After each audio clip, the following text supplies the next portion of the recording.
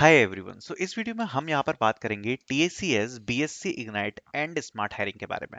सो इस वीडियो में we will be sharing the details about this hiring which is BSc ignite and smart. Okay, first of all make sure to like this video and start करते हैं इस video को। Exam pattern के बारे में बात करेंगे, सैंपल टेस्ट के बारे में, प्रिपरेशन कैसे करनी है, सारी चीजों को डिस्कस करेंगे।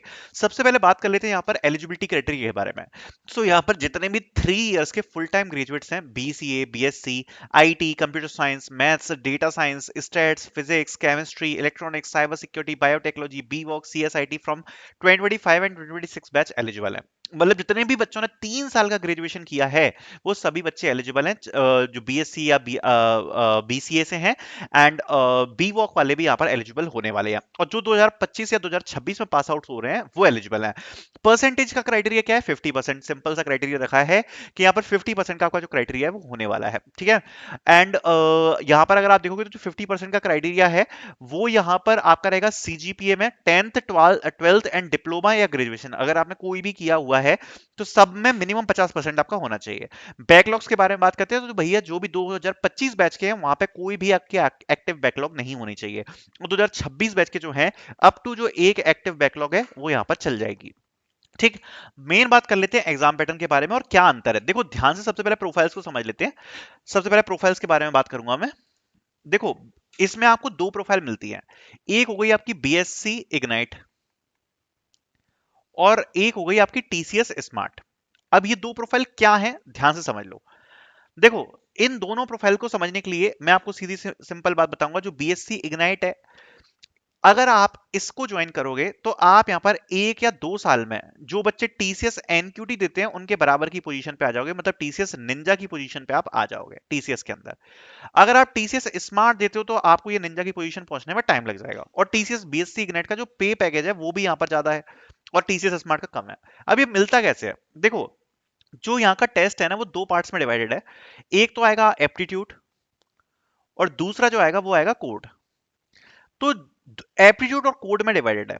मतलब अगर आप एप्टीट्यूड, अगर आप सपोज टेक्निकल बैकग्राउंड से नहीं हो, अगर आपने BSc या BSc IT या BSc कंप्यूटर साइंस या फिर BCA नहीं किया, आप किसी और ब्रांचेस से हो, तो आप केवल एप्टीट्यूड ही कर पाओगे, आप कोडिंग नहीं कर पाओगे। ये जो कोडिंग है ना, इस पर निर्भर करता है आपका TCS BSc इग्नाइट का सिलेक्शन। यहां पर आपसे एक कोडिंग क्वेश्चन पूछा जाएगा। अब अगर वो आप एक कोडिंग क्वेश्चन को कर देते हो, अगर आप वो एक कोडिंग क्वेश्चन को सॉल्व कर देते हो, तो यहां पर आपको TCS का BSc इग्नाइट प्रोफाइल के लिए आपको चूज कर लिया जाएगा। अगर आप नहीं कर पाते हो तो आपका यहां पर एप्टीट्यूड का परफॉर्मेंस देखा जाएगा। अगर आपका एप्टीट्यूड में अच्छा परफॉर्मेंस है तो आप किसके लिए सिलेक्ट कर लिए जाओगे? TCS स्मार्ट प्रोफाइल के लिए। ठीक है, ये बात समझ में आ गई। एप्टीट्यूड का सिलेक्शन निर्भर करेगा स्मार्ट प्रोफाइल पे, और कोड से जो आपका परफॉर्मेंस है वो यहां पर निर्भर करेगा कि भाई आप BSc इग्नाइट के लिए सिलेक्ट हो रहे हो या नहीं। लेकिन अगर आप किसी भी प्रोफाइल के लिए सिलेक्ट होना चाहते हो तो एटलीस्ट एप्टीट्यूड में आपको अच्छा करना पड़ेगा, अदरवाइज आपको रिजेक्ट कर दिया जाएगा। इसके एग्जाम पैटर्न के बारे में समझते हैं। तो देखो, जो एग्जाम पैटर्न बोलता है जनरली वो ये बोलता है कि भैया 120 मिनट्स का आपका टेस्ट होगा। अब ये जो 120 मिनट्स का टेस्ट है इसको दो सेक्शन में बांटा जाएगा, और ये टोटल 4 सेक्शंस होने वाले हैं। एक आप बोल सकते हो एप्टीट्यूड और एक होता है आपका कोड, ठीक है। अब ये जो एप्टीट्यूड है इसके 3 सेक्शन होंगे, एक न्यूमेरिकल, एक वर्बल और रीजनिंग। इन तीनों को मिला के आपसे कितने क्वेश्चन पूछे जाएंगे? यहाँ पर 51 क्वेश्चन पूछे जाएंगे, ठीक है। और टाइम दिया जाएगा आपको 60 मिनट्स का। और इसके बाद आपका कोडिंग है जो कि ऑप्शनल है। ऑप्शनल क्यों है? अगर आपको कोडिंग आती है तो आप कोडिंग वाला जो सेक्शन है उसको अटेम्प्ट कर सकते हो, अगर नहीं आती तो नहीं करना। अब ये जो कोडिंग है यही सेक्शन के बारे में बात कर रहा था जिसमें आपसे एक कोडिंग क्वेश्चन पूछा जाएगा। एंड अगर आप इस कोडिंग क्वेश्चन को सॉल्व कर देते हो तो आपको जो TCS की BSc इग्नाइट की प्रोफाइल है वो यहाँ पर आपको मिल जाती है, और अगर आप नहीं कर पाते तो आपको TCS स्मार्ट में मिलेगा। अब आप पूछोगे भैया इसके लिए प्रिपेयर कैसे करना है? तो देखो, इसकी प्रिपेयर करने के लिए हम लोगों ने यहाँ पर मतलब प्रिपेयर करने के लिए नहीं, बट आपको जज करने के लिए, अगर आप देखना चाहते हो कि प्रिपरेशन कैसी है, तो यहाँ पर हमने काफी सारे मॉक टेस्ट डाल रखे हैं। मात्र आपको 100 रुपए की प्राइस में मिल जाएंगे, 100 रुपए के आसपास में मिल जाएंगे। लिंक आपको डिस्क्रिप्शन में मिल जाएगी। TCS smart hiring mock test, ठीक है। अब इसमें होगा क्या, मैं आपको समझा देता हूँ एक बार।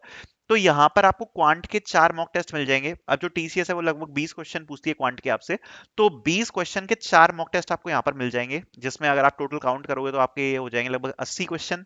देन आपके रीजनिंग के भी आपके 4 मॉक टेस्ट मिल जाएंगे, और आपको इंग्लिश के भी 4 मॉक टेस्ट मिल जाएंगे। इससे आप अपनी प्रिपरेशन देख पाओगे कि भैया हमारी प्रिपरेशन कैसी है।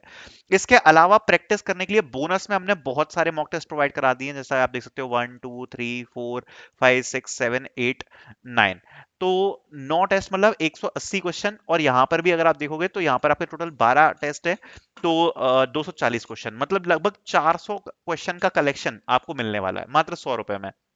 400 क्वेश्चन होंगे, टाइमर के साथ होंगे, जिनको आप अटेम्प्ट कर सकते हो अपनी प्रिपरेशन को जज करने के लिए, भैया हमारी प्रिपरेशन कैसी है। इसके अलावा आपको कोडिंग की शीट लिंक प्रोवाइड कराई है, इससे आप प्रैक्टिस कर सकते हो कोडिंग के लिए।